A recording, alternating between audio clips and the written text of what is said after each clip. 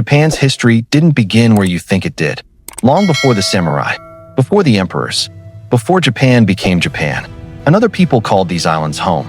So why did Japan's first indigenous people almost vanish from history, while the world remembered everyone who came after them? For thousands of years, the Ainu lived across the forests, rivers, and rugged coastlines of northern Japan, long before the samurai and the nation we recognize today. Guided by a deep respect for nature, they believed every mountain, river, and animal was inhabited by a sacred spirit. Their world was shaped not by conquest or borders, but by a profound connection to the land that sustained them. Then everything began to change. As Japan expanded northward, the Ainu's homeland, language, and traditions came under increasing pressure. A culture that had endured for countless generations suddenly found itself fighting not for power or territory, but for its very survival. Today, traces of that history are beginning to re-emerge. But to understand how Japan's first indigenous people became one of its most forgotten cultures, we have to return to the very beginning, before their voices were nearly lost to history. Chapter 1. The people before Japan. Long before Japan became a unified nation, the Ainu had already built a life across the northern islands. Their ancestors are widely believed to have descended largely from the ancient Jomon people, whose presence in the Japanese archipelago stretches back thousands of years. While kingdoms rose and fell elsewhere, the Ainu developed a distinct culture that endured through the centuries. Isolated by geography and shaped by their environment, they preserved traditions that remained remarkably different from those of neighboring societies. Their identity was not forged through empires, castles, or written laws, but through an enduring relationship with the forests, rivers, and seas that sustained them.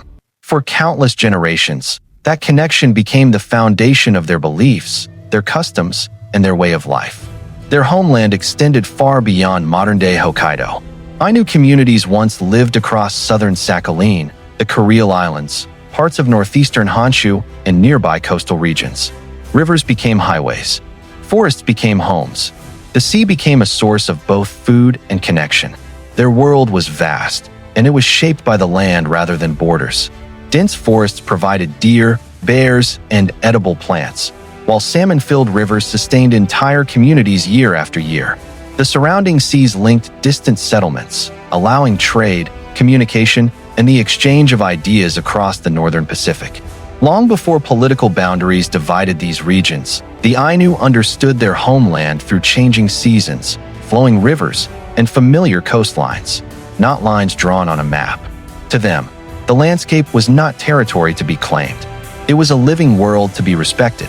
Unlike many neighboring societies, the Ainu left no written records. Instead, their history survived through memory. Elders passed down epic oral stories known as yukar, preserving generations of knowledge, beliefs, and heroic tales. These remarkable performances could last for hours, blending history, spirituality, and practical wisdom into stories that each new generation was expected to remember. Through them, children learned not only where they came from, but how to live in harmony with the world around them. Every storyteller carried the weight of preserving an entire people's history. In a world without books, every storyteller became a living library. But while the Ainu were preserving their past through spoken words, powerful changes were beginning to unfold beyond their homeland. Trade networks with Japanese communities gradually expanded, bringing new goods, new relationships, and new opportunities. At first, these exchanges benefited both sides. Yet over time, trade became increasingly unequal as competition for resources and influence intensified. What began as peaceful contact slowly evolved into something far more uncertain. The Ainu could not yet know it, but the balance that had protected their world for centuries was beginning to shift. A new society was expanding northward, and it would transform the Ainu world forever. Chapter 2. A world guided by nature. For the Ainu, nature was more than a place to live. It was alive with sacred spirits. They believed that Kamui, divine beings, existed in the mountains, rivers, forests, and even the animals that sustained them. Every hunt, every catch, and every changing season was treated with gratitude and respect. Rather than seeing themselves as rulers of the natural world, the Ainu believed they lived within it, sharing their existence with spiritual beings that deserved honor and reverence.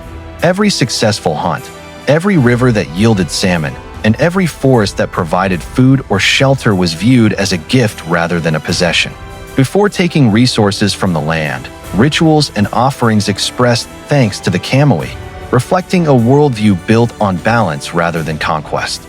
To disturb that balance was to risk disrupting the harmony between people, nature, and the unseen world that surrounded them. Their villages, known as Khotan, were built along rivers and lakes where life flourished. Families lived in traditional homes called sais, constructed from wood, reeds, and bark to withstand Hokkaido's harsh climate. Hunting, fishing, and gathering were not simply ways to survive. They were skills passed down through generations, shaped by a deep understanding of the land. Every season demanded different knowledge.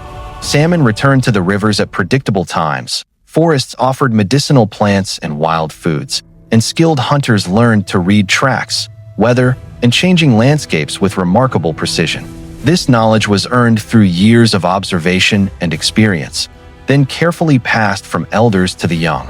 Success depended on patience, respect, and knowing when nature was ready to provide. Survival depended not on controlling nature, but on understanding it. Without a written language, the Ainu carried their history through powerful oral epics called yukar. Around evening fires, storytellers recounted tales of heroes, spirits, and ancestors, ensuring that each generation inherited the wisdom of the last. These performances preserved far more than legends. They carried history, moral values, practical knowledge, and spiritual beliefs, allowing an entire culture to endure through memory alone. In every retelling, the past remained alive, linking children to ancestors they would never meet. Their songs, dances, and handcrafted clothing reflected a culture where every pattern and tradition held meaning. Robes woven from elm bark fiber were decorated with intricate geometric designs believed to offer protection, while music, ceremonial dances, and instruments such as the makuri echoed the sounds of the natural world, strengthening the bond between communities and the spiritual realm. Among all the Kamui, one stood above the rest, the bear. Revered as a sacred messenger from the spirit world, it held a place unlike any other in Ainu belief. The bear was regarded not simply as a powerful animal, but as a divine being temporarily visiting the human world in physical form. Ceremonies honoring the bear reflected both profound gratitude and deep spiritual respect, expressing the belief that the animal spirit would return to the world of the Kamui after fulfilling its time among humans. To outsiders unfamiliar with Ainu beliefs, these traditions were often misunderstood or judged through a different cultural lens. But this profound spiritual bond would later be misunderstood by outsiders, becoming one of many traditions threatened as the Ainu's world began to change. While historians continue to debate some details of Ainu history, the events, cultural practices, and historical developments presented in this documentary are based on widely accepted historical research. Where scholarly interpretations differ, we have aimed to present the evidence as accurately and fairly as possible. Chapter 3: When their world began to change. For centuries, the Ainu lived according to traditions that had endured for generations. But beginning in the Middle Ages, their world faced a growing challenge as Japanese influence expanded northward. Trade gradually gave way to control, and tensions erupted into open conflict. What had once been mutually beneficial exchanges of goods and resources increasingly became unequal relationships, as outside powers sought greater influence over Ainu lands and commerce. The balance that had allowed different communities to coexist slowly began to shift. As competition for territory and trade intensified, the world the Ainu had known for centuries grew increasingly uncertain, and the first signs of a much larger transformation began to emerge. One of the most significant moments came in 1457, when the Ainu leader Koshimane led an uprising against Japanese settlers. The conflict was sparked by growing disputes over trade and expanding settlements, reflecting years of mounting frustration rather than a single event. For the Ainu, it was more than a struggle over commerce. It was a fight to defend their autonomy, their communities, and a way of life that had existed for generations. Although the rebellion was ultimately defeated, It marked the beginning of a long struggle to protect Ainu land, culture, and independence. It also revealed a painful reality. The Ainu were no longer simply defending their way of life against nature. They were now confronting political and economic forces far larger than themselves, forces that would continue to reshape their future. The greatest transformation came during the Meiji era in the late 19th century. As Japan modernized and incorporated Hokkaido more fully into the nation, many Ainu communities lost access to their traditional hunting and fishing grounds. New government policies encouraged agriculture and settlement across the island, fundamentally reshaping landscapes that had sustained Ainu communities for generations. Forests, rivers, and coastlines that had once supported Ainu livelihoods were increasingly brought under new systems of administration and land use. Government policies encouraged assimilation, discouraged the use of the Ainu language, and placed increasing pressure on families to adopt Japanese customs. Traditional ceremonies and spiritual practices faced growing restrictions, while many children were raised in environments where speaking Japanese became essential for education and daily life. Gradually, customs that had once been passed naturally from one generation to the next became increasingly difficult to preserve. With each passing generation, fewer children grew up speaking their ancestral language. Ceremonies that had once united entire villages became increasingly rare, and traditions preserved through countless generations stood on the brink of disappearing. What made this loss especially profound was that much of Ainu history, identity, and spiritual knowledge had always been carried through spoken language and shared tradition. As those connections weakened, so too did the living bridge between past and present. A culture that had survived for thousands of years now faced one of its greatest tests, not through a single battle, but through the gradual loss of memory, language, and identity. By the 20th century, the Ainu language had become critically endangered, with only a small number of fluent native speakers remaining. Yet even as much seemed to be slipping away, the Ainu refused to let their identity vanish completely. Families continued to preserve traditions where they could, elders safeguarded stories that might otherwise have been lost, and a determination to reclaim their heritage quietly endured beneath the surface. A quiet movement to preserve their heritage had already begun, and it would eventually change the course of their history. Chapter 4: The Return of a Forgotten People. For much of the 20th century, many believed the Ainu and their traditions would eventually disappear. But history took an unexpected turn. Instead of fading into the past, a new generation began reclaiming what had nearly been lost. Across Hokkaido, community leaders, elders, and younger Ainu worked together to preserve a heritage that had survived centuries of hardship. Stories once shared only within families began reaching classrooms, cultural centers, and public events, as traditions that had long been practiced quietly found new opportunities to be celebrated openly. What had once seemed destined to vanish was slowly becoming visible again, driven by a shared determination to ensure that future generations would not lose their connection to their ancestors. In 2008, Japan officially recognized the Ainu as an indigenous people, marking a historic shift after centuries of marginalization. The decision followed decades of advocacy by Ainu organizations seeking greater recognition and stronger protection of their culture and identity. It was more than a legal milestone. It was a public acknowledgement that the Ainu had always been an essential part of Japan's story. While official recognition could not undo generations of cultural loss or discrimination, it represented a significant step toward restoring dignity, strengthening indigenous rights, and bringing a long-overlooked history into the national conversation. For many Ainu, it marked the beginning of a new chapter built not only on remembrance, but also on renewed hope. The revival soon gathered momentum. Language classes, cultural festivals, and traditional crafts found new life as elders and educators worked to pass their knowledge to younger generations. Schools, museums, and community organizations increasingly became places where Ainu history, language, music, and traditions could be learned, practiced, and celebrated once again. Young people who had grown up knowing little about their ancestry were given new opportunities to reconnect with customs that earlier generations had struggled to preserve. In 2020, the opening of Upapoi, Japan's national Ainu museum and park in Hokkaido, created a place where visitors could experience Ainu history, music, art, and traditions firsthand.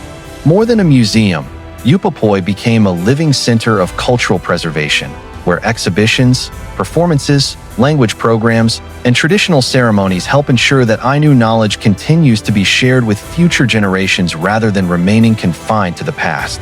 The Ainu also began reaching audiences far beyond Japan. The internationally acclaimed manga and anime Golden Kamuy, featuring Ainu characters and culture, introduced millions of people around the world to a history many had never encountered before. Although fictional, the series earned praise for incorporating many documented aspects of Ainu daily life, language, food, clothing, and traditions, inspiring countless viewers to explore the real history behind the story. At the same time, UNESCO's recognition of traditional Ainu ceremonial dances highlighted the enduring cultural value of their heritage, bringing international attention to traditions that had once faced the threat of disappearing. Together, these developments transformed global awareness, demonstrating that a culture once pushed to the margins could once again be recognized as an essential part of humanity's shared heritage. The Ainu story is no longer one of disappearance alone. It is a story of resilience, identity, and renewal. But their journey also raises a larger question. How many other indigenous histories have been pushed to the margins, waiting for the world to remember them? Closing reflection. The story of the Ainu reminds us that history is not only shaped by those who conquer, but also by those who endure. Empires may redraw borders and powerful nations may change the course of history, but a people's identity can survive through the memories they protect, the traditions they preserve, and the generations who refuse to let their heritage disappear. Even after centuries of hardship, the Ainu prove that culture is not measured by power, it is measured by resilience. Today, the Ainu are reclaiming a heritage that came close to being forgotten. Their journey reminds us that preserving history is not simply about remembering the past. It is about giving a voice to the people whose stories were nearly lost and recognizing that every culture holds a piece of humanity's shared story. Because when we recover forgotten histories, we don't just discover who they were, we better understand who we are. Thanks for watching. Subscribe to Mode Hub Tales as we uncover the forgotten histories, hidden cultures, and untold stories that shaped our world. Because history doesn't disappear, it waits to be remembered.